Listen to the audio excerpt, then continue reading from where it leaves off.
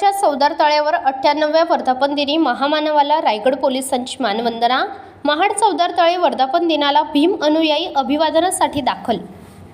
विश्वरत्न महामानव डॉक्टर बाबासाहेब आंबेडकरांनी रायगडच्या महाडमधील भूमीमध्ये चौदार तळ्याच्या पाण्याचा सत्याग्रह करून अस्पृश्य समाजाला पिण्याचे पाणी खुले करून दिले। या सत्याग्रहाचा 98वा वर्धापन दिनानिमित्त चौदार तळ्यावर राज्य आणि देशाच्या कानाकोपऱ्यातून मोठ्या संख्येने अनुयायी दाखल झाले आहेत।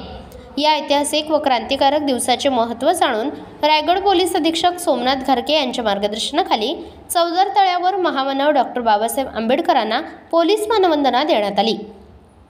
वर्धापन दिनानिमित्त चौदार तळे परिसरात आकर्षक रोषणाई व फुलांची सजावट करण्यात आली।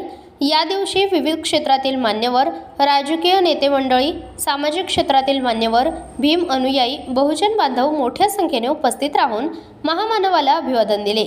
Bureau report, India news 1 Marathi.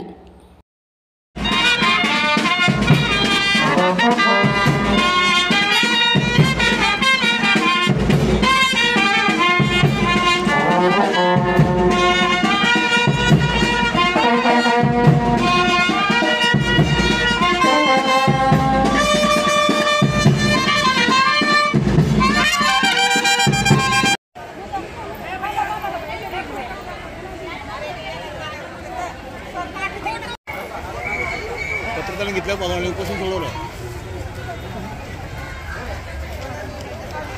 पाठवत माझी बाईक वाढवतो हां व्हिडिओ वाढवतो। महाडच्या सर्व जनतेला किंवा महाराष्ट्रातून आलेल्या सर्व आंबेडकरी जनतेला मी अभिवादन करतो।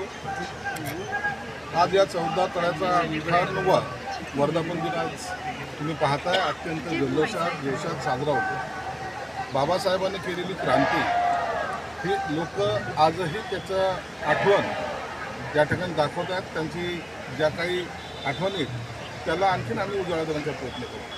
तुम्ही पाहिलं असेल गेल्या 3 वर्षापूर्वी भरत गोगावलेने एकनाथ शिंदे साहेबांना सांगून तो मानवंदना आपण सुरू केली। आत्ताच त्यांच्याबरोबर चर्चा झाल्यानंतर ह्या चौदार तळ्यामध्ये आपण एक फिल्टरेशन प्लांट लावतो जेणेकरून हे पाणी हे पिण्याजोगं झालं पाहिजे। आज जर पाहिलं तर त्याच्यामध्ये ते पिण्याजोगं पाणी नाही आहे। आणि दुसरी महत्त्वाची गोष्ट, आज सामाजिक न्यायमंत्री म्हणून या ठिकाणी आलेलं आहे। जरूर मला अभिमान आहे की मला या कार्यक्रमामध्ये संबोधित करता सहभागी होता आलं।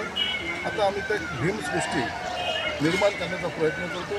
त्यासाठी जी निधी लागेल ती माझ्या खात्यातर्फे मी देणार आहे। औरंगजेबाबद्दलचा हा वेगळा विचार। औरंगजेब हा राजा होता, दृष्ट राजा होता, क्रूर राजा होता।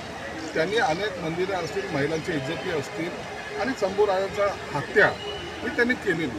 आणि अशा पापी लोकांचं किंवा अशा हिंसाचारी राजाचं इथं आपल्याला अस्तित्व नव्हतं। तुम्ही हे समजून घेत नाही। अमेरिकेने लादेनला मारलं की नाही मारलं, का मारलं त्याला, आणि उचलून त्याला कुठं टाकलं, समुद्रामध्ये टाकलं। त्याची कुठं कबर दिसते तुम्हाला? आता हे कसाब याला फाशी दिली, मुसलमानांनी सुद्धा त्याला विरोध केलेला आहे की ती कबरसुद्धा आमच्याकडे नको। हेच धोरण मुसलमानाचं सुद्धा या ठिकाणी आहे। तुम्ही पाहत असाल कोणीही त्यांना सपोर्ट करत नाही। म्हणून आम्हाला औरंगजेबाची कबर इथं नको अशी मागणी आम्ही स्वतः केलेली आहे। आणि याचा लढा अनेक वर्षापासून चाललेला आहे। काही समाजकंटक आणि काही विरोधी जाणून बुजून याला हवा देत आहेत, जाती तेढ निर्माण करत आहेत, परंतु त्याचा बंदोबस्त सरकार